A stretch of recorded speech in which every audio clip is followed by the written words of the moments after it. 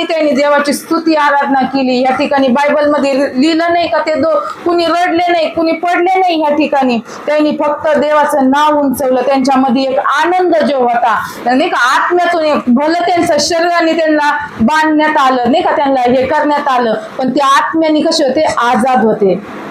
त्यांना माहित होतं देवाचं प्रेम काय आहे आमच्यासाठी, देव आम्हाला कशा रीतीने सोडवीन। त्यांना हे विश्वास त्यांच्यामध्ये होता। आपल्याला देखील कुठली बी परिस्थिती येऊ, कुठला बी प्रॉब्लेम येऊ, त्याच्यावर कधीच आपण विश्वास नाही ठेवायचा। आता हे असं कसं झालंय माझं, आता हे कसं संकट आलंय, नाही। रोजचा दिवस देवबापाने आपल्याला एक छुटकाराचं कारण दिलंय, कारण की देवाचं वचन म्हणते आपण निरंतर प्रार्थना करा, जागृत राहा, प्रार्थना करा आणि देवाच्या वचनात राहा, देवाच्या प्रेमात राहा। कारण की ह्या ठिकाणी आपल्याला निराश देखील देवबाप राहू देव मला तुम्ही निराश देखील राहू नका, कारण की रोज आपण एक नवीन आनंद त्याच्यामध्ये साजरा केला पाहिजे। त्या आनंदापुढं ते आनंद एक दिवशी असा ताकद बनतो का पूर्ण आपल्याला छुटकारा भेटतो। आपल्याला कुठली चिंता करणं देखील पाप आहे।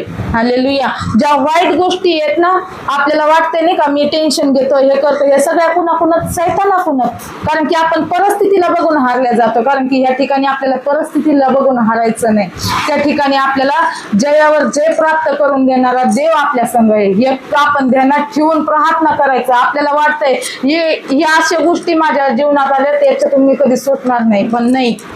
देवबापाने जसं शद्रक मेषक अभिनंदुकला याला अग्नीच्या भट्टीतून सोडवलं, त्यांचे केस देखील जळालं नाही, त्यांचा कुठं हानी नव्हती पोहोचली। त्या ठिकाणी आगीच्या भट्टीतून देवाने त्यांना बाहेर काढलं। या सिलास आणि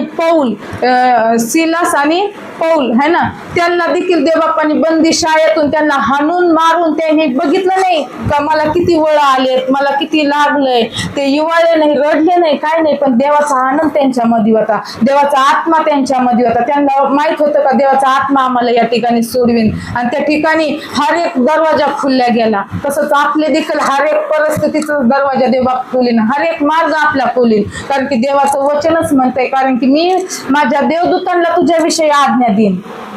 मग आपल्यासाठी हर एक दरवाजा, सगळे समस्या देवबाप नाही का हे करायला तयार आहे। फक्त आपण त्याचं विश्वास ठेवून त्याचं नाव आपण कुठल्या परिस्थितीला न उंचवण्याच्या आधी आपण देवाचं नाव उंचवलं पाहिजे। हालेलुया। जी नेत्राने आपल्याला परिस्थिती दिसते त्याच्यावर आपण विश्वास नाही ठेवले पाहिजे, आपले आत्मिक नेत्र हमेशा खुलले पाहिजे। हालेलुया। जसा देव एक आत्मा आहे, तसं देखील आपण देखील शरीरामध्ये एक आत्म्याने चालण्याचा आपल्याला अनुभव आपल्या जीवनात घेतला पाहिजे। हर एक वचन आपल्याला एक मार्गदर्शक या ठिकाणी शिकवण्यासाठी आहे, कारण की आपण कुठल्या गोष्टीत आज पळू नये, कुठल्या गोष्टीत गुटमाळू नये, कारण की हे सत्य वचन, सत्य घटना देवाने आपल्यासाठी आपल्या हातात दिली।